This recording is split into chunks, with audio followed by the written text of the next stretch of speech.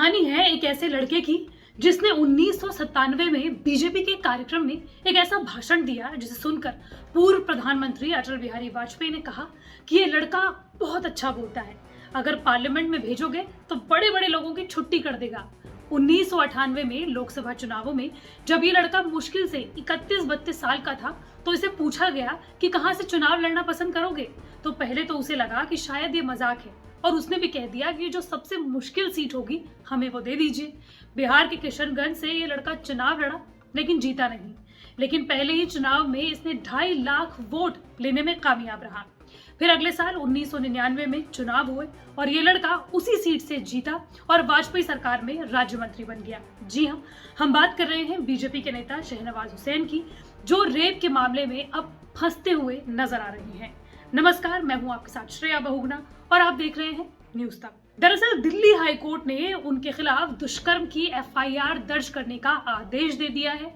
साथ ही इस मामले में कोर्ट ने पुलिस की कार्यशैली तक पर सवाल उठा दिए हैं।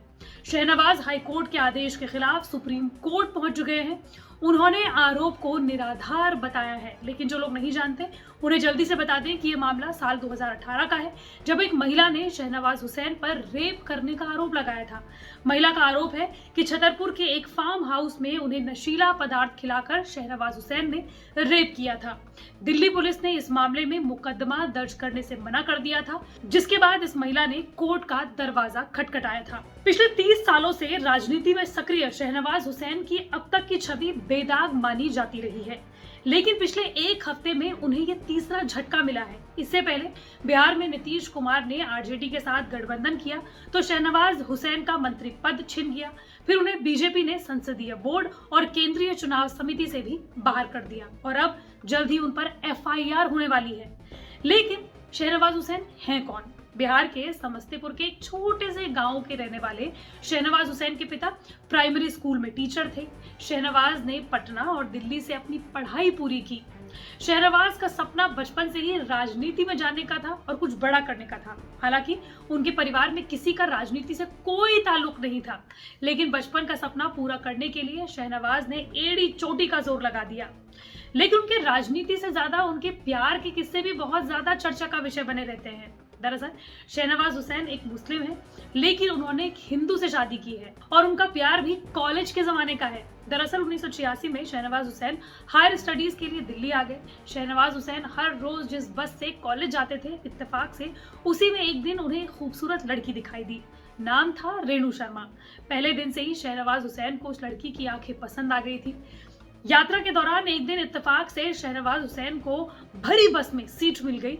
वहीं सीट की कमी के चलते रेणु शर्मा को बस में खड़े खड़े यात्रा करना पड़ा। इसी मौके का फायदा उठाकर शहनवाज हुसैन ने रेणु को बस में अपनी सीट ऑफर की और यहीं से दोनों की दोस्ती की शुरुआत हुई।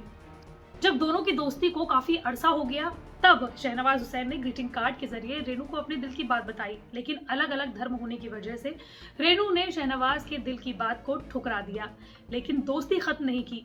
करीब 9 साल तक शहनवाज हुसैन जद्दोजहद करते रहे, रेणु और उनके परिवार को समझाते रहे और आखिरकार 1994 में रेणु और शहनवाज के प्यार की जीत हुई और दोनों के परिवार वालों की रजामंदी से शादी हो गई। फिलहाल रेणु और शहनवाज के 2 बच्चे अदीब हुसैन और अरबाज हुसैन हैं। बात करें शहनवाज के राजनीतिक करियर की, तो 2014 के लोकसभा चुनाव हारने के बाद शहनवाज हुसैन हाशिए पर चल रहे थे। हालांकि बिहार विधानसभा परिषद के सदस्य और बिहार सरकार में मंत्री के रूप में जो उन्होंने नई पारी शुरू की थी, उसको लेकर भी कुछ लोगों का ये कहना था कि बीजेपी उन्हें केंद्र से बाहर करना चाहती थी। 2019 में भागलपुर सीट जेडीयू को देने के बाद भी शहनवाज हुसैन ने अपनी नाराजगी जाहिर की थी। वहीं दिल्ली के पंडित पंत मार्ग से भी उन्हें अपना सरकारी आवास खाली करना पड़ा था और दिल्ली में वो बेघर हो चुके थे। 2015 और 2020 के विधानसभा चुनावों में शहनवाज हुसैन को बीजेपी ने विधानसभा चुनाव लड़ने के लिए कहा था, लेकिन उन्होंने मना कर दिया। लेकिन अब बिहार के एमएलसी के तौर पर उन्हें संतुष्ट होना पड़ा है। लेकिन आने वाले दिन शहनवाज हुसैन के लिए बीजेपी की तरह अच्छे ही होंगे, ये थोड़ा मुश्किल लग रहा है। लेकिन आपको क्या लगता है, हमें कमेंट बॉक्स पर जरूर बताइए। आपको ये वीडियो कैसा लगा, आप लोगों के क्या कुछ फीडबैक है इस वीडियो को लेकर, हमें कमेंट बॉक्स पर जरूर बताइए। मंडे टू फ्राइडे में इस तरह के वीडियो आप तक लाती रहूंगी। अगर आप भी किसी टॉपिक के बारे में जानना चाहते हैं तो कमेंट बॉक्स पर जरूर बताएं।